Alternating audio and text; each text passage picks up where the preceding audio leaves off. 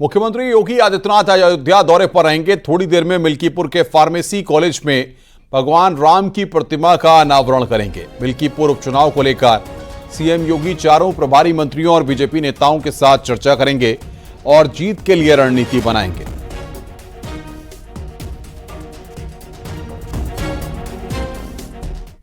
उपचुनाव को लेकर बीजेपी ने बड़ी तैयारी की है। बीजेपी के बड़े नेता आज दौरे पर रहेंगे। महामंत्री संगठन धर्मपाल गाजियाबाद के खैर पहुंचेंगे। बीजेपी के प्रदेश अध्यक्ष भूपेंद्र चौधरी कुंदरकी का दौरा करेंगे। उत्तर प्रदेश में 10 सीटों पर उपचुनाव होने हैं। बीजेपी 9 सीटों पर चुनाव लड़ेगी। एक सीट पर आरएलडी चुनाव लड़ेगी।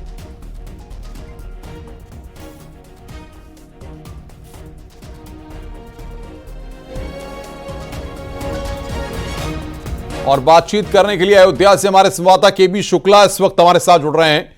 केबी, क्या अपडेट है मुख्यमंत्री के कार्यक्रम को लेकर के और किस तरीके की तैयारियां वहां पर आप देख रहे हैं? तो सारी तैयारियां पूरी कर ली गई हैं। लगभग थोड़ी ही देर में जो है सीएम योगी यहाँ मिल्कीपुर गांव में पहुंचने वाले हैं, जहां पर अयोध्या विद्यापीठ एंड फार्मेसी कॉलेज में हुए भगवान श्री राम की मूर्ति का अनावरण करेंगे। और भी महापुरुष है जिनकी मूर्ति का अनावरण होना है। कुल मिला के इसके साथ ही ये कार्यक्रम स्थल है। यहाँ पहुंचकर वो छात्र छात्राओं को संबोधित करेंगे। यहाँ पर जनता जनार्दन भी को संबोधित करेंगे। कुल मिला के थोड़ी देर में सीएम योगी यहाँ पहुंचेंगे। जो महत्वपूर्ण विषय है वो है मिल्कीपुर विधानसभा उपचुनाव को लेकर जो है सीएम योगी जो यहाँ के 4 प्रभारी मंत्री बनाए गए हैं उनके साथ बैठक करेंगे और जो भाजपा के पदाधिकारी हैं, जो नेता हैं, उनके साथ बैठक करेंगे और रणनीति बनाएंगे किस तरह से मिल्कीपुर विधानसभा की जाए, क्योंकि भाजपा लोकसभा का चुनाव हार चुकी है। ऐसे में मिल्कीपुर विधानसभा चुनाव हार नहीं पाती, इसलिए मिल्कीपुर विधानसभा उपचुनाव की कमान सीएम योगी ने खुद संभाल रखी है और इसी के लिए आज सीएम योगी मिल्कीपुर क्षेत्र के करमराड़ा गांव पहुंच रहे हैं। मूर्ति अनावरण के साथ साथ विशेष तौर पर वो विधानसभा उपचुनाव को लेकर बैठक करेंगे। चारों मंत्री हैं, सूर्य प्रताप शाही, महेंद्र शरण सिंह, गिरीश यादव और सतीश शर्मा के साथ साथ जो यहाँ के भाजपा के और मंत्री हैं और पदाधिकारी हैं। बहुत बहुत शुक्रिया आपका केबी हमारे साथ जुड़ने के लिए और जानकारी देने के लिए।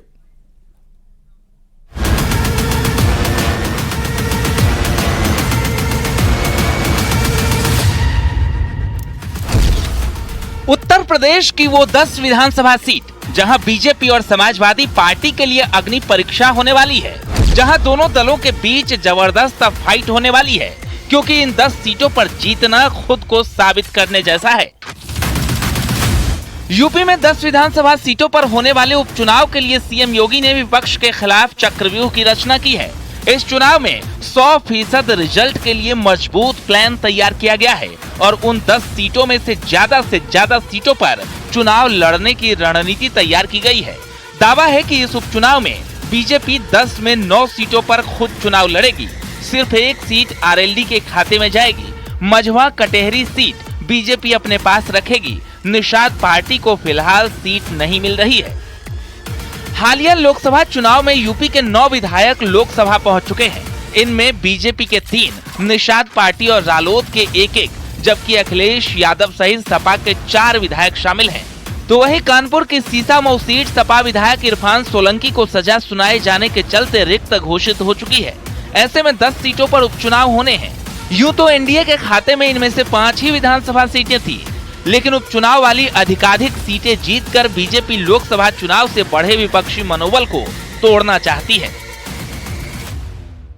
हमारी पार्टी के सब वरिष्ठ लोग, हमारे माननीय मुख्यमंत्री जी हैं, सभी लोग, माननीय उप मुख्यमंत्री हैं केशव जी, ब्रजेश पाठक जी, सब लोग हम मिलकर सभी जगह जाएंगे और भारतीय जनता पार्टी अपने संगठन और अपने काम के आधार पर, हमारी सरकार ने जो 7 वर्षों में काम किया है उस काम के आधार पर, और जो विपक्ष का एक नेगेटिव एजेंडा है, तो नकारात्मक एजेंडा है, उस एजेंडे से भी लोगों को अवगत कराया जाएगा।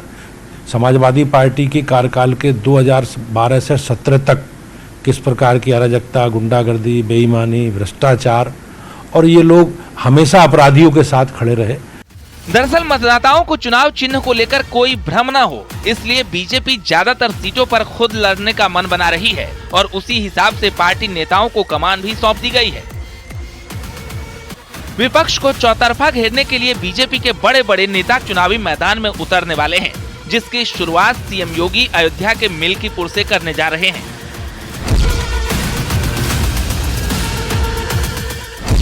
भारतीय जनता पार्टी सभी 10 सीटों को जीतने के लिए अपने सहयोगी दलों के साथ चुनाव के मैदान में है। एनडीए 10 की 10 सीटें लड़ रहा है।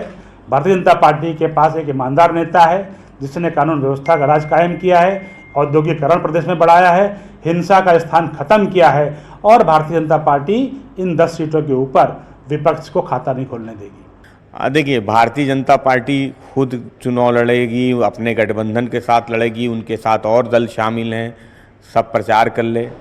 नकारात्मक राजनीति ही करनी, नकारात्मक प्रचार ही करना, वही मुद्दे हैं भाजपा के पास। हिंदू मुसलमान, मंदिर मस्जिद, भजन कीर्तन, अजान, लव जिहाद, हिजाब नकाब, मदरसा, फिल्में, मज़ारे, यूसीसी, हलाल प्रोडक्ट और एक नया मुद्दा है वक्फ की ज़मीन। सामाजिक समीकरणों के लिहाज से कई सीटों पर बीजेपी की राह आसान नहीं है। यहाँ पार्टी को जी तोड़ मेहनत करनी होगी। ऐसी सीटों पर सबसे पहला नाम मैनपुरी की करहल सीट का है, जिसे सपा की सुरक्षित और परंपरागत सीट माना जाता है।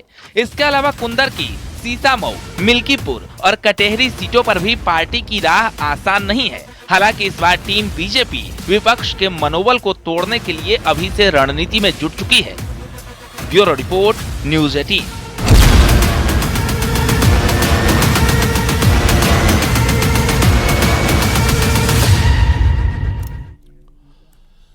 गोरखपुर के गोरखनाथ मंदिर में आज मुख्यमंत्री योगी आदित्यनाथ ने पति की मौत के बाद बेसहारा हुई महिलाओं को आर्थिक मदद दी। सीएम योगी ने मुख्यमंत्री राहत कोष से सूरजकुंड कॉलोनी की रहने वाली अरुंधति मिश्र को 2 लाख रुपए की आर्थिक मदद दी है। साथ ही बिलवाडाड़ी गांव गोरखपुर की रहने वाली कमलेश सिंह को मृतकाश्रित के तौर पर 5 लाख रुपए की आर्थिक मदद का चेक सौंपा। इस दौरान गोरखपुर ग्रामीण विपिन सिंह भी मौजूद थे।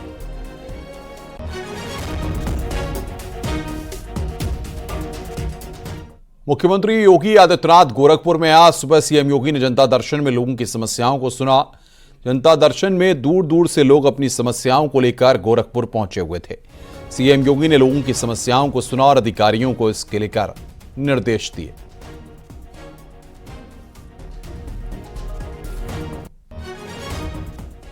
बीएसपी सुप्रीमो मायावती ने आरक्षण में क्रीमी लेयर लागू करने के सुप्रीम कोर्ट के फैसले को लेकर भाजपा, कांग्रेस और समाजवादी पार्टी पर निशाना साधा।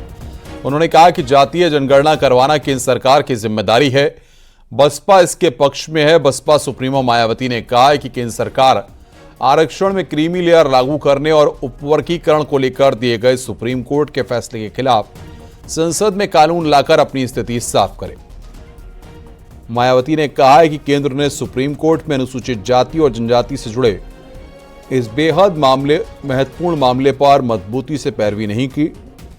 पैरवी मजबूत होती तो इस तरह का फैसला ना होता। मायावती ने निशाना साधते हुए कहा कि बीजेपी, कांग्रेस और समाजवादी पार्टी पहले से ही SC/ST वर्गों के आरक्षण के खिलाफ रही हैं। लोकसभा चुनाव में कांग्रेस, SP और बाकी दलों ने आरक्षण और संविधान बचाने की बात कहकर इन वर्गों का समर्थन हासिल कर लिया है। ये आश्वासन दिया गया है, अगर वो पूरा किया जाता है तो इसका हमारी पार्टी स्वागत करेगी। तथा इसी ट्वीट में मैंने ये भी कहा कि परंतु इस आश्वासन को तो तभी पूरा किया जा सकता है जब केंद्र सरकार वर्तमान में चल रहे संसद सत्र में ही एक संविधान संशोधन विधेयक लाकर माननीय सुप्रीम कोर्ट के इस निर्णय को निष्प्रभावी बनाते हुए ये प्रावधान लाती है कि SC एवं ST वर्गों के आरक्षण के लिए इन जातियों को कभी भी उपवर्गीकृत नहीं किया जा सकेगा तथा इन पर क्रीमी लेयर भी लागू नहीं होने दिया जाएगा। और साथ ही मैंने ये भी कहा कि आज इस मामले में विषम स्थिति उत्पन्न ही ना होती अगर केंद्र सरकार ने अपने अटॉर्नी जनरल के माध्यम से माननीय सुप्रीम कोर्ट के समक्ष SC व ST समाज के उपवर्गीकरण एवं क्रीमी लेयर के पक्ष में जोरदारी से अपने कथन न रखे होते। यदि उन्होंने ठीक ढंग से पैरवी की होती तो शायद ये ऐसी नौबत नहीं आती। प्रधानमंत्री नरेंद्र मोदी आज केरल के वायनाड के दौरे पर हैं। प्रधानमंत्री भूस्खलन प्रभावित वायनाड में हालात का जायजा ले रहे हैं। इस दौरान प्रधानमंत्री ने भूस्खलन प्रभावित इलाकों का हवाई सर्वे भी किया। हवाई सर्वे के बाद प्रधानमंत्री नरेंद्र मोदी वायनाड में भूस्खलन प्रभावित इलाकों के दौरे पर पहुंचे। वहां अधिकारियों से उन्होंने राहत और बचाव कार्यों की जानकारी ली। इस दौरान पीएम मोदी के साथ राज्यपाल आरिफ मोहम्मद खान और केंद्रीय मंत्री सुरेश गोपी भी मौजूद रहे। भूस्खलन के हवाई सर्वे के दौरान प्रधानमंत्री ने भूस्खलन की वजह के बारे में पूछा और साथ ही भूस्खलन में सबसे ज्यादा प्रभावित हुए इलाके पुंचीरी मत्ताम, मुड़क्कई और चुरमाला के हालात का भी जायजा लिया। इस दौरान सीएम पी विजयन भी उनके साथ मौजूद रहे।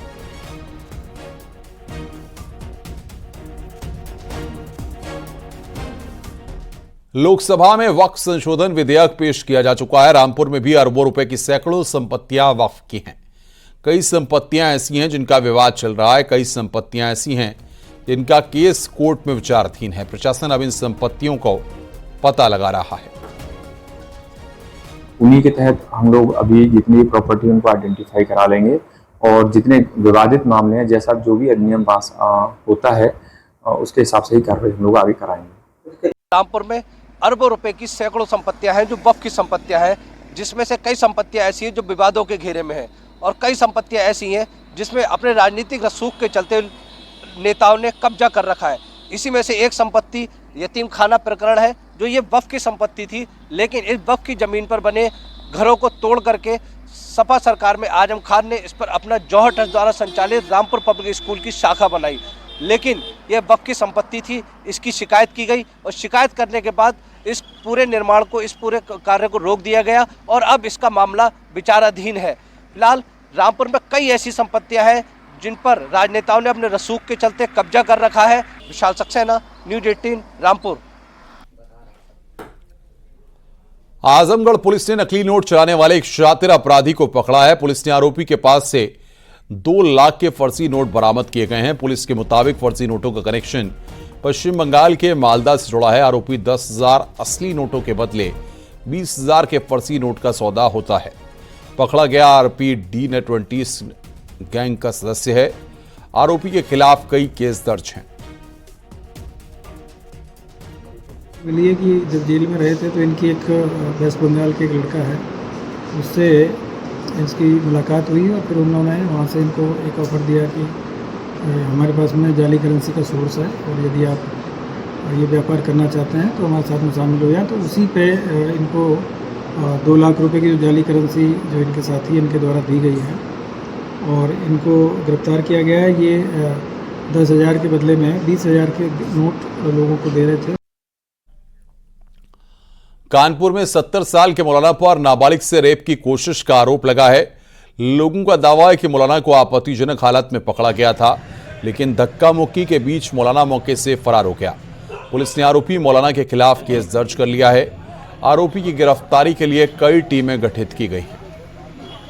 थाना ग्वालटोली में मकबरे की घटना सामने आई है, जिसमें एक 70 वर्षीय मौलाना मुख्तार जो मोहल्ले में रहते हैं, उन्होंने पड़ोस में रहने वाली बच्ची 7 वर्षीय बच्ची को चॉकलेट के बहाने अपने घर में बुलाया और एक गलत काम करने का प्रयास किया, जिसे एक व्यक्ति ने देख लिया और तुरंत पकड़ लिया। बच्ची बिल्कुल स्वस्थ है, सुरक्षित है और बच्ची घर वालों की तरफ तहरीर दी गई, जिसमें मुकदमा पंजीकृत किया जा रहा है। बच्ची को मेडिकल के लिए भेजा जा रहा है और जो अभियुक्त है उसकी गिरफ्तारी के लिए कई टीमें गठित की गई। नोएडा के सुपरनोवा बिल्डिंग में रेव पार्टी पर पुलिस ने छापेमारी की है। सुपरनोवा बिल्डिंग में रेव पार्टी चल रही थी। लड़के लड़कियां पार्टी कर रहे थे। बताया जा रहा है कि फ्लैट में नियम विरुद्ध पार्टी का आयोजन किया गया था। 5 आरोपियों सहित 35 अन्य के विरुद्ध एफआईआर दर्ज की गई है। पुलिस ने 4 मुख्य आरोपियों के साथ 35 लोगों को हिरासत में लिया है। छापेमारी में पुलिस को हरियाणा की प्रतिबंधित शराब मिली है। इस फ्लैट में पार्टी हो रही थी, वो फ्लैट रेंट पर था। नामी यूनिवर्सिटी के स्टूडेंट्स भी पार्टी में शामिल थे। नोएडा के थाना सेक्टर 126 में रेव पार्टी का आयोजन किया गया था।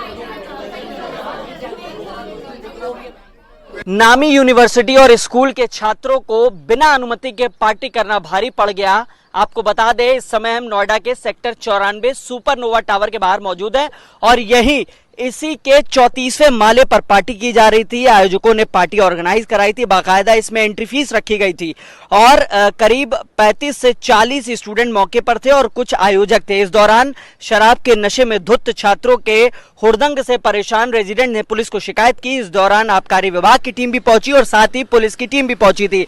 मौके से करीब 35 से 40 लोगों को गिरफ्तार किया गया है। आपको बता दें 50 लोगों के आसपास मुकदमा दर्ज किया गया है और इसके अलावा 39 लोगों को गिरफ्तार किया गया है, जिसमें 4 आयोजक हैं और 35 छात्र छात्राएं हैं। आपको बता दें कि ये नामी यूनिवर्सिटी के स्टूडेंट हैं। यहाँ पे पार्टी ऑर्गेनाइज की गई थी और हुड़दंग हो रहा था। इस दौरान रेजिडेंट ने शिकायत की थी। शिकायत के बाद पुलिस ने तमाम लोगों को गिरफ्तार किया है और मुकदमा दर्ज कर लिया है। इसके अलावा पुलिस तफ्तीश कर रही है आखिर ये मैसेज किसने सर्कुलेट किया था, पार्टी कौन ऑर्गेनाइज कर रहा था और क्या इससे पूर्व में भी ये पार्टी हुई थी कि नहीं, क्योंकि ये रेंट पर फ्लैट है और यहीं पर इस पार्टी का आयोजन किया जा रहा था। बताया जा रहा है रेजिडेंट ने आरोप लगाया है कि बच्चों ने ऊपर से शराब की बोतलें भी फेंकी थी जो नीचे आके कांच बिखरा है। हालांकि गनीमत यह रही कि उस दौरान मौके पर कोई भी नहीं था। फिलहाल आयोजक और बच्चों को करीब 39 लोगों को गिरफ्तार करके जेल भेज दिया है। बाकी और लोगों की तलाश जारी है और मुकदमा दर्ज करके आगे की कार्रवाई की जा रही है। कैमरामैन संजीव वर्मा के साथ हिमांशु शुक्ला, न्यूज़ 18 नोएडा। सोनभद्र में दंपति की हत्या हुई है। पति पत्नी का शव कमरे में खून से लथपथ मिला, गोली मारकर हत्या की आशंका जताई जा रही है। रॉबर्ट्सगंज सदर कोतवाली से महज कुछ मीटर दूरी पर यह वारदात हुई है। बिल्डिंग मटेरियल कारोबारी था दंपति।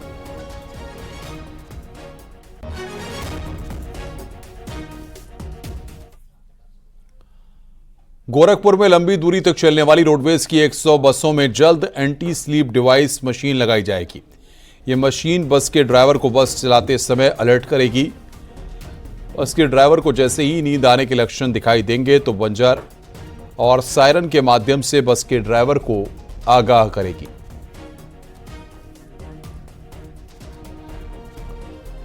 खबर झांसी से है। यहां के केदारेश्वर धाम मंदिर में शिव भक्त भोलेनाथ की पूजा कर ही रहे थे, तभी मंदिर में शिवपिंडी पर बैठे हुए नाग देवता को देखकर शिव भक्तों ने हर हर महादेव के जयकारे लगाने शुरू कर दिए। शिवलिंग पर नाग देवता के बैठने वाला वीडियो सोशल मीडिया पर वायरल हो रहा है। न्यूज़ 18 वीडियो की पुष्टि नहीं करता।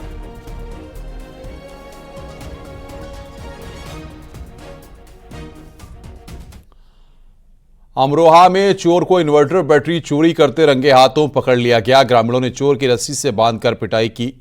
पिटाई का वीडियो सोशल मीडिया पर वायरल हो रहा है। मामला नौगांवा सादात थाना क्षेत्र के गांव अलीपुर का है। वायरल वीडियो के आधार पर पुलिस पूरे मामले की जांच पड़ताल कर रही है।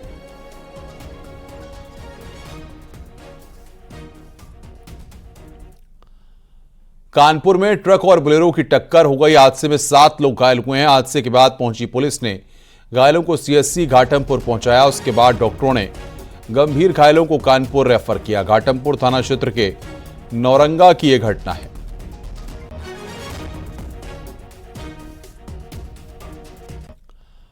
हाथरस में रफ्तार का कहर सामने आया। ट्रक ने बाइक में टक्कर मार दी। हादसे में बाइक सवार एक लड़के की मौत हो गई और दूसरा लड़का गंभीर रूप से घायल हो गया। घायल को अलीगढ़ रेफर किया गया है। घटना सिकंदराराव रोड पर पुलिस लाइन के पास हुई है।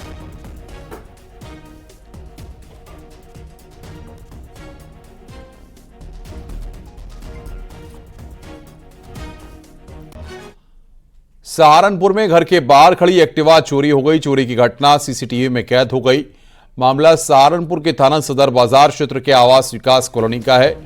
वीडियो में आप देख सकते हैं शातिर चोर घर के बाहर खड़ी एक्टिवा को बिना स्टार्ट किए ले गया। कुछ दूर जाकर उसने एक्टिवा को स्टार्ट किया। पीड़ित का कहना है कि चोरी हुई एक्टिवा में कुछ कैश और जरूरी कागजात भी मौजूद थे।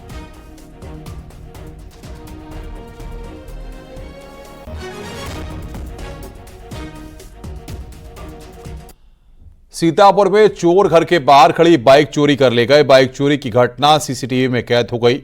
घटना शहर कोतवाली इलाके के आवास विकास कॉलोनी की है।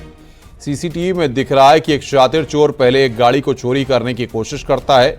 कामयाब न होने पर बाइक का लॉक खोलता है। बाइक को बिना स्टार्ट किए चोर कुछ दूरी तक पैदल ले जाता है। उसके बाद बाइक स्टार्ट कर फरार हो जाता है।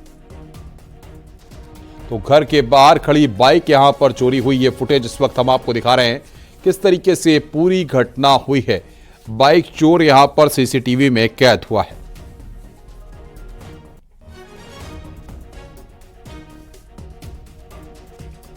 रुक रहे हैं यहां पर ब्रेक के लिए। खबरों का सिलसिला लगातार जारी है।